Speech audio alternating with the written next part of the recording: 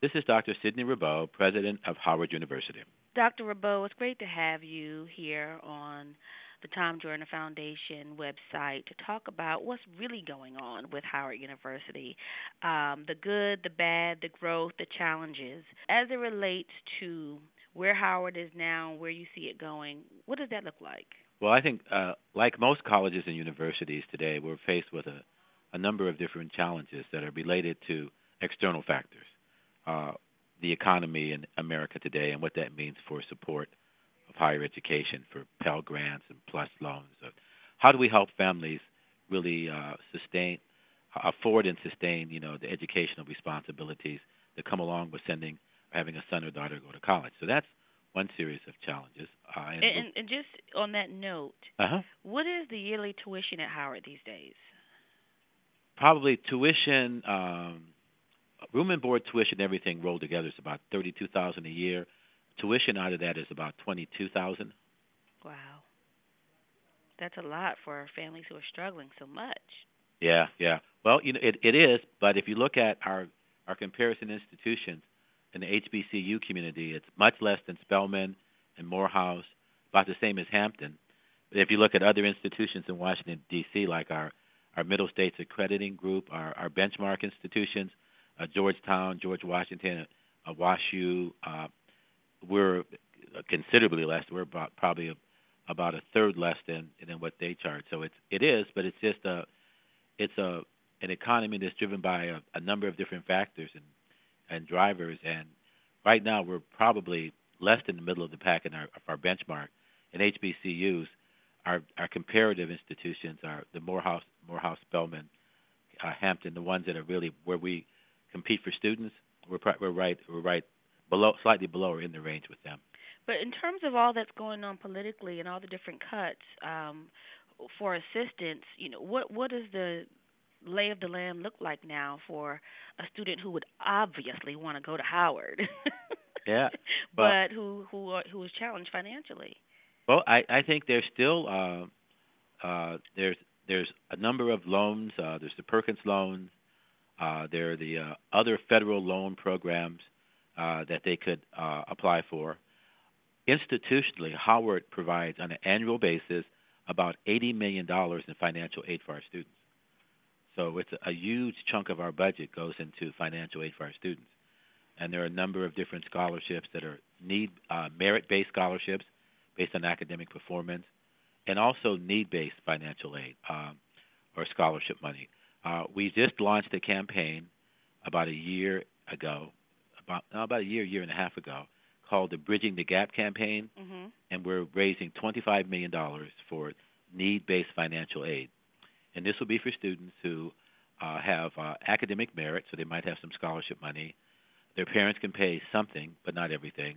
The students can contribute something because they work or have other ways of earning income, and then the university will bridge the gap between what they are qualified to get through other sources and what's required for their education. So it's a $25 million campaign. The Board of Trustees of Howard University pledged the first $5 million of Mhm. that $25 million campaign. Now, is this along with the freeze on tuition? And is that Yep. freeze just for the year, or how long does that Yep. last? Well, we actually vote on tuition on an annual basis. Okay. So that we do it on. So we just passed at a recommendation to the Board of Trustees at our last board meeting, and for undergraduate tuition, I recommended and the board approved 0% tuition increase because of the factors that you alluded to earlier. That the economy is tough throughout the country.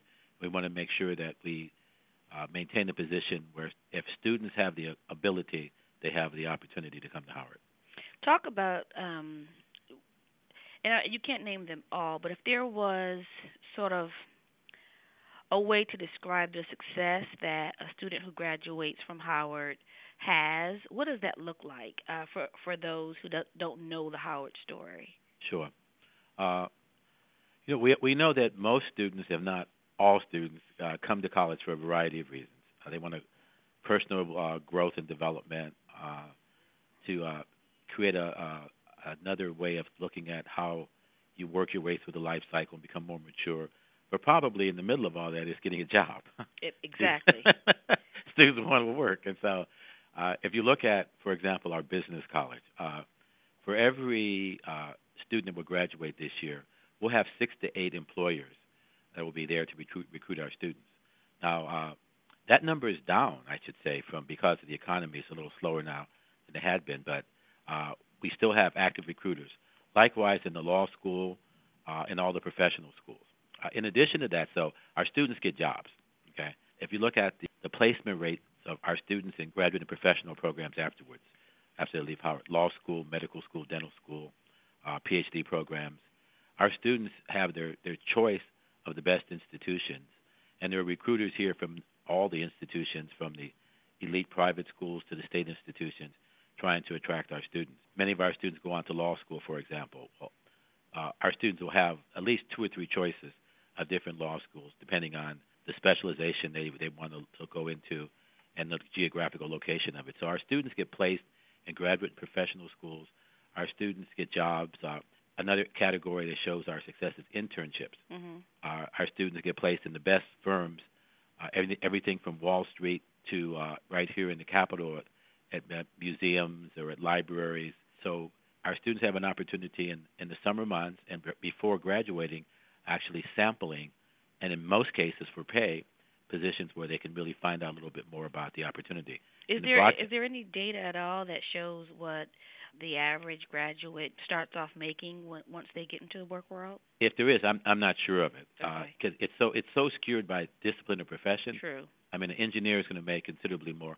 An engineer starting salary could be $50,000 to $60,000, and somebody working in the social sciences or a community-based organization might be $35,000. So it's really, and if you aggregate it, then it kind of skews the data. So engineering and the technical fields would make a lot more than somebody in the humanities and the arts. What I failed to mention, though, our students in the communication field, journalism and other communication branches, they also get internships with the best, everything from the cable companies, networks, cable stations, to a lot of the new emerging kind of blogs and other kinds of things. Right. So our students are very employable, and I think you are a Howard student, so you would know this better than I. It's not just because they have the skills, but they also have the motivation, and they know how to get things done. And many students graduate with good grades and skills, but they're not the ones that can solve problems and make things happen. So well, for better or for worse, a lot of times, at Howard, I can personally say you learn how to get things done because sometimes there are challenges, and so you always sort of hear about the infamous processes. Talk to me sort of about what the growth has been in the areas of, let's say, all the way from registration to even issues with facilities in terms of the dorms and, things being updated. What's going on with the sort of operations and infrastructure at Howard? Yeah, let me start with the infrastructure and then move towards, kind of the operations and the business process, these kinds of things. We're pleased to share with you that we've broken ground in the last month for 2 new res halls. About a year ago, I went to the board with a recommendation for 2 new residential facilities on campus. And they'll be right in the quad area. And so these are going to be for women? Yeah, co-ed. Oh, okay. Yeah, these are co-ed. Yeah. So 2 new res halls are coming online, and I think it's probably the accommodations is about 300. I'm sorry. 1,380 beds, in that equation. So they're beautiful, and they're going to accommodate a large number of students. So that's something that the university had been talking about for a number of years, and we were able to get that done and get a proposal before the board, and the board supported it. An instructional space, and I should say that these were the first new res halls that have been built since the towers. Right. I'm sure you're familiar with the towers. I'm well acquainted. Did you ever live in the towers? I did not, and I was Okay. jealous. I wanted to live in the towers. It just felt like a new sense of freedom. Yeah. Okay. So these will be the first new res halls since the towers, and then we're building we have a new STEM building right on Georgia Avenue, around Georgia and W. For those who don't know what that means, what is a STEM building? A science, technology, engineering, and mathematics building. So it's kind of an integrated science building, and would be for the the STEM area, science, technology, engineering, mathematics, and for the health sciences. It's about a 80,000 square foot building, and it'll be a combination of research laboratories, classroom instructional space, uh, lounges and study lounges. So it will be the center for activity in the science and technology areas, which have been identified in our new academic plan that we initiated when I started in 2008 and 2009. STEM areas have been identified as core areas for the university. So it will help train students, prepare students for areas like cybersecurity, where there's a lot of jobs, a lot of the applied technology areas, as well as research capacity, so we can help our students learn how to be uh, engineers, technologists, and to get the credentials to in many cases, we help join the professoriate. So that's on the building side. And then we have on the next building, that's all phase one. In addition to that, we're renovating all of the instructional space. And all the, we're doing things over in Numa Adams, over in the medical school, Locke Hall, all the structure, all the instructional spaces on campus are being renovated, painted, HVAC systems, air conditioning and heating and lighting, improved. So that's happening. So that's all on the capital side. Then to get to your question about business processes, one of the first things that was brought to my attention, I should say, when I started here in 2008, were a series of concerns of students about the A building. Now, for those of you who would be listening, the A building is the administration building, and I'm sure you're familiar with the A building. Of course. So the A building houses financial aid, the registrar, and a number of the administrative units that are frontward facing student life and activity. And so we started something called the Students First Initiative. And what this was an initiative to hear directly from students the kinds of issues or concerns that they have about timeliness of service, people returning their calls, financial aid, records, transcripts, all the things that students that need to operate seamlessly to have an effective student experience. And so, as a result of that, we've modified business processes. We've limited the amount of time it takes to get feedback or a return call from the financial aid office. The packaging of financial aid now has been moved up 2 or 3 months. So right after the first of the year, we began notifying people that they've received financial aid, and before it would extend into June or July. Mm-hmm. So all of that stuff is being worked on, as we speak. We have a new provost, Dr. Frederick, who was a student at Howard himself, undergraduate student, and he went to medical school here. And so he's the chief academic officer. Okay. All of that reports to him. So he knows personally exactly what it was like. So I think that makes a difference, don't you? It really does. He rolled up his sleeves and said, I know the stories, I know the complaints, I know what I was told, I know who helped me or not. So he's changing all of that and modifying it. So, and he has, I don't want to get into too much jargon, but he has scorecards, just like they use in the corporate sector. And these dashboards or scorecards really rates, the time it takes to get things done. It's red, blue, green. If it's a red area, they're not meeting the targets or the goals that he has established for them. And so it's improved already. It still needs continuous improvement, but I'm very confident, and Dr. Frederick's been in the job about 7 or 8 months now, that we're going to have it functioning in a way where there will be a high level of student satisfaction with, the way that things are done and the way information is processed and how they can get the important business that needs to be completed done, as a student. Great. So, well, that's definitely encouraging. So, are there any other, let's say, issues that are going on with Howard that you want to set the record straight about? There's not an issue, but there's something I failed to mention. On the capital side, I just thought we just had a meeting this morning. The cabinet would be all the senior level officers in the university, and one of the things that we're making as a centerpiece of what we do is health and wellness. Mm-hmm. Mm-hmm. For employees, for students, for staff, for faculty, everyone. Trying to create an environment where it's a more healthy work environment, Okay, I like physically and that. Okay. psychologically. Uh huh.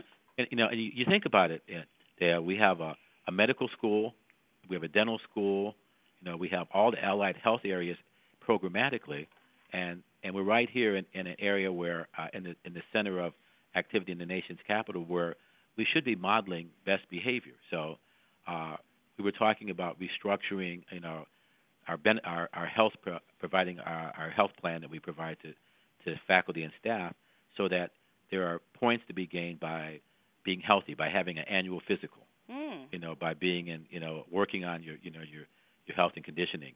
In the health sciences, like in the medical school, one of the research areas is healthcare disparities, and these are problems or diseases that disproportionately impact the black community. I think that's really significant because so often the issues that we work on or Hmm. talk about or pontificate about or intellectualize, we don't necessarily, and just as a people, apply in our lives. And Right. so I think when you can incorporate that in the fabric of an organization, it makes for a better working and learning environment for everyone involved. Yeah, you're absolutely right. I'll give you a very quick example of how this can work. Uh, Dr. Frederick and his staff were meeting, and one of his staff members said, we should have a wellness day because we had I'll go back two steps. We had Dr. Oz on campus last semester, and he goes around the nation, does these checkups on people, these free checkups Yep. and things. Well, we had him on campus over at the medical school, and it went real well. So Dr. Frederick and his staff were meeting, and they said we should have a wellness day for the entire university community. We had it up here at Blackburn, Mhm. and literally And Blackburn is. the student union, Mhm. and we had literally thousands of employees, faculty and staff members come out to get physicals, blood pressure, blood sugar, and it was free. And it was staffed by our doctors, our interns, our medical students, Mhm. and just along with the wellness theme. And we identified people who had hypertension that they didn't know they had. They had high blood sugar counts, and it was just wonderful. Well, that is kind of spurred this whole idea of we need to do things more systematically, like you were saying, not just teach about it theoretically, but do something for our own workforce. And then the one of the things we talked about this morning, and this came out of discussions I had when I started back in 2008, because I spend a lot of time with students, and then I spent a lot of time just listening. And the students wanted a health and wellness center. Mhm. Many college campuses have those, and they're just wonderful facilities. So, What does and that entail? uh, it has everything from exercise facilities. It would be like going to a health club in Chicago or D.C. or New York, where they have exercise facilities, classrooms, uh, uh, lab places where they measure your body fat and develop nutrition programs, uh, uh, courts, for you to play racket sports, uh, any kind of physical activity, weights, trainers, there to work with you, someone to develop a training program for you to adhere to throughout the semester. But there, all the things dealing with health and wellness that you would have at a exclusive health club, Mhm. it would be available to students. And the students, just by being a student ID would gain you would gain admission. For the staff and the faculty, you'd have to pay a modest kind of membership fee for the faculty and staff, but for students it all would be free. Oh, that's amazing. Yeah, and so that's part of that whole health and wellness continuum.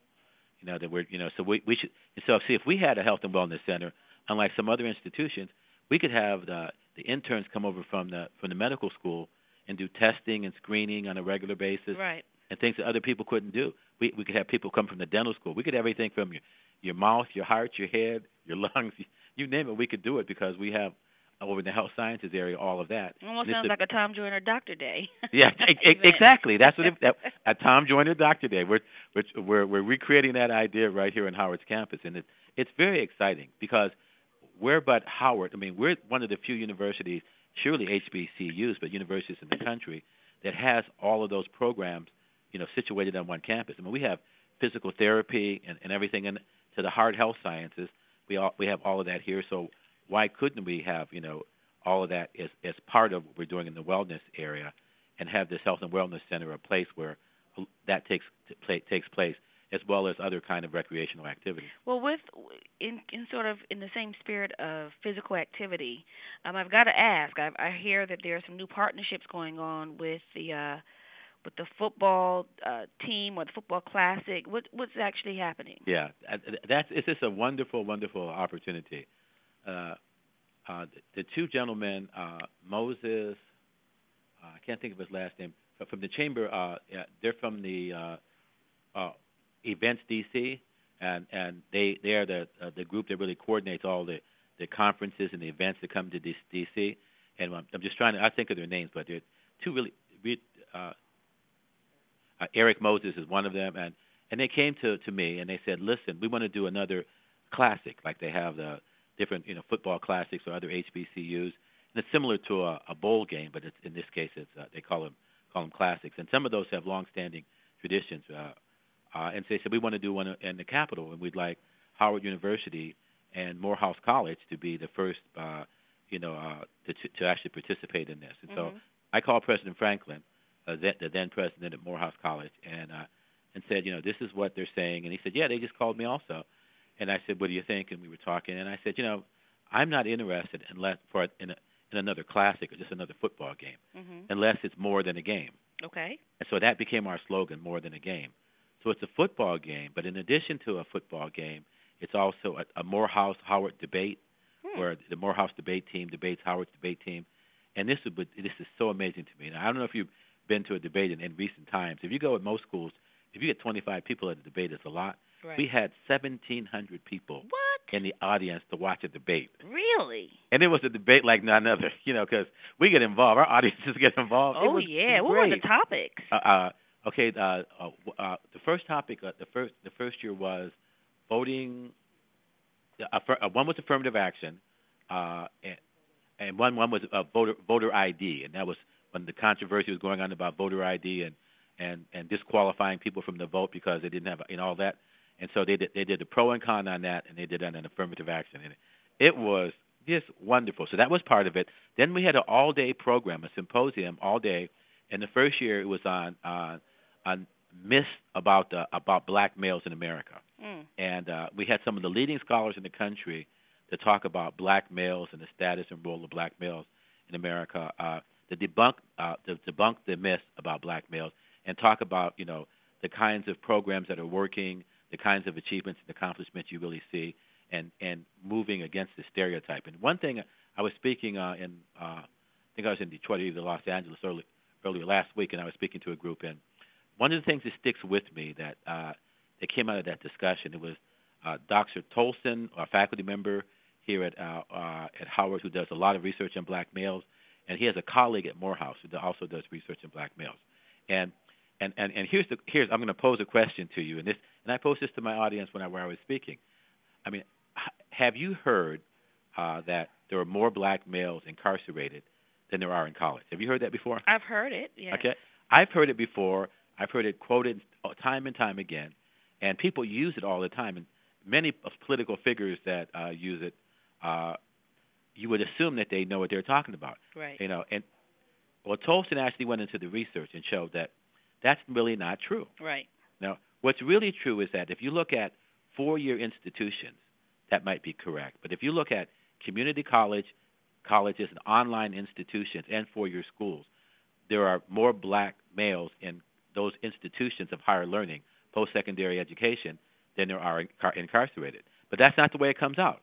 It comes out that there are more black males in prison than there are in colleges or universities, and that's just not the case. Well, we had a forum all day. They were talking about the research, the data, what's really going on, who's going to college, why, where, the college going rate, the readiness factor that determines whether or not you are ready to go to a college or a university. And it was just wonderful. So each year we've had the game 2 years now, the more than the game and the game activities. This is the second year. Next year will be the third year. We have all day. We have a theme. We have programs. We had scholars from all the country. I think the first year we had Michael Dyson was on the program. Mayor Reed from Atlanta, Georgia. Mhm. He was on one of the panels. We had several scholars. We had a couple of people who were political activists around this issue about blackmail and genocide. So we had the far left, we had the moderates. This year we talked about was entrepreneur, no, the high technology. Yeah, this year we did a focus on STEM, and so we had panels on STEM, and we had some of the uh, amazing group of young black business owners that had STEM businesses, own cybersecurity companies and other things. Interesting. And so the idea is that now I have to say now, you being a Howard, I can say this to you, we won both games too. Oh well, Now I'm supposed to be impartial here. However, it doesn't work often. well, one of the on the game now, the Morehouse people, in case you talk with them, they would say that the game this year was a gift given to us by the refs, but that is not the case. The final score is the final score. We won both games and had a wonderful time. We had it at the I think it's JFK RFK Stadium and packed at 30,000 plus. Wonderful day, wonderful battle of the bands, and then we had prior to that all day on Friday we have the forum, and then we have the debates, and then the day at the evening before that, and so it's a great opportunity to showcase our institution academically, and then you have this tradition. You have Mordecai Johnson, probably the most renowned president of a HBCU ever, a Howard guy. You had Benjamin Mays, who worked for Mordecai, who Mordecai recruited here to be dean of the School of Divinity, goes to Morehouse to be president. Those two are the two giants, in our legacy of HBCUs. Our institutions are two renowned institutions, founded both in 1867, and it's just a perfect stage for all of this. Wow. That's amazing. So with that, as you said, I am a Howard alumni. What is your message for Howard alumni as it relates to the relationship with Howard and your call to action? Yeah, I think that's a real important question that we need to ask all alumni, and they need to ask each other. And the reality of where we find ourselves right now in American higher education, with the escalating costs, with the swing to the right. In the last, if people who watched the last political, campaign closely, some candidates in the primaries didn't believe in higher education for anybody. They just weren't advocates of higher education. So we need our alumni, to continue to support and HBCUs financially, use their bully pulpits in their local areas to advocate the value of HBCUs and the education that they receive from HBCUs. We have a number, not all 105 HBCUs, throughout the country have people in leadership roles that are living examples of the quality that HBCUs really represent. So we need their support, their voices, and not just, observing and saying that, yeah, I had a great experience at Howard or a great experience at Morehouse, but, an advocate for these institutions change lives. And along with that commitment to these universities changing lives, they need to provide the financial support. They need to come back and guest lecture. They need to mentor students. They need to hire people as interns in their companies to really, support our institutions. You're absolutely right. And, this is a part of that process. So I have to ask you finally, why, what does your relationship with the Tom Joyner Foundation mean to Howard University? I think the Tom Joyner Foundation specifically, but Tom Joyner in general, has been a voice, a clarion of reason and support for HBCUs for a number of years. He has supported all of our institutions and continues to. And someone of his stature with access to the audience that he has is critically important to continue to tell our story. His commitment to HBCUs, his own personal experience with HBCUs shows excellence. If given an opportunity, it really, really works. And so if we had 100 more Tom Joyners, I'd sleep much better at night because he's been one of the strongest supporters of this kind of education. And it's about educational quality. It's about opportunity for everybody to have an education that really makes a difference. And he's been the person to do it. The foundation has taken a leadership role, in supporting financial support in general, philanthropy, specifically for HBCUs, and I can't say enough and support and thank you enough to the foundation and to Tom Joyner.